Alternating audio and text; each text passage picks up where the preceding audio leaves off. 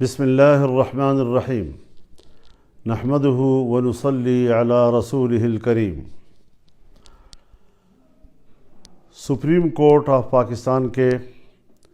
Chief justice جناب فائز عیسیٰ صاحب نے ایک قادیانی کے خلاف درج مقدمہ پر اپنا فیصلہ سناتے ہوئے قادیانیوں کو اپنے مذہب کی تبلیغ کی اجازت دی ہے۔ ان کا یہ فیصلہ شریعت اور آئین اور قانون کے خلاف ہے، اس سے متصادم ہے، اور ہم اس فیصلے کو علی الاعلان مسترد کرتے ہیں۔ یہ فیصلہ مغرب کی خواہشات کے تابع صادر کیا گیا ہے اور قرآن کریم کے جو حوالے اس میں پیش کیے گئے ہیں وہ غلط بھی ہیں، بددیانتی پر بھی مبنی ہیں، اور ان حوالوں کے جو معنی اور مفہوم تفاسیر میں متعین ہیں اور ان کا جو شان نزول ہے اس سے یہ حوالے کوئی مطابقت نہیں رکھتے ہیں۔ عقلی لحاظ سے بھی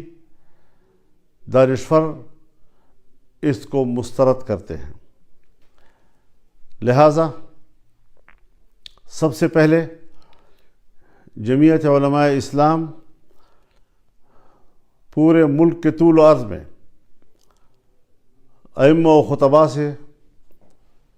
اپیل کرتی ہے کہ وہ جمعے کے روز اپنے خطبوں میں سپریم کورٹ کے اس فیصلے کے خلاف آواز بلند کریں،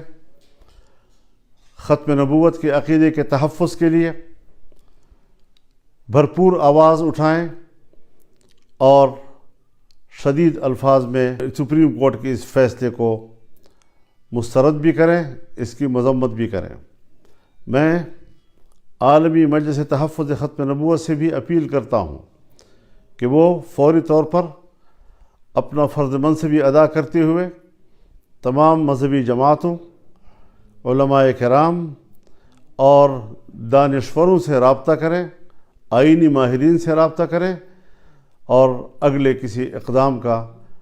وہ فیصلہ کریں تاکہ اس معاملے کو ہم منطقی انجام تک پہنچائیں، عوام کی تائید کے ساتھ، عوام کی مکمل موافقت کے ساتھ۔ پبلک کو ہم نے اس حوالے سے آگاہ کرنا ہے اور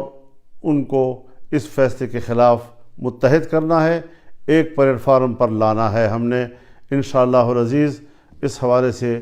کسی قسم کی کوتاہی جو ہے وہ اس وقت ملک اور قوم اس کا متحمل نہیں ہو سکے گی۔ ہم اپنے آئینی اور قانونی وکلاء کو بھی رابطے میں لے رہے ہیں، وہ اس کے قانونی اور آئینی پہلوؤں کا جائزہ لے کر جب نظر ثانی کی درخواست دے گی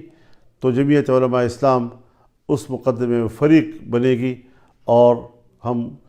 قانونی محاذ پر بھی، عدالتی محاذ پر بھی، عوامی محاذ پر بھی اور ہر محاذ پر